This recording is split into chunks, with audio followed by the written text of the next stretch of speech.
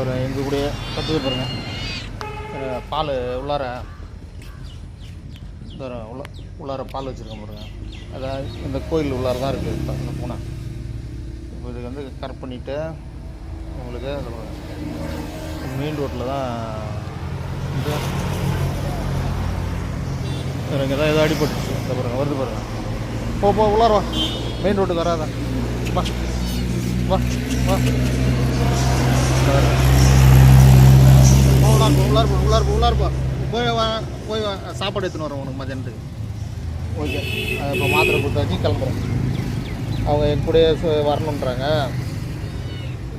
சரி, நீ உள்ளார போயிடுவோம். சரி, உள்ளார ஒரு எங்கள் கூடயே கற்றுக்க பாருங்க. பால் உள்ளார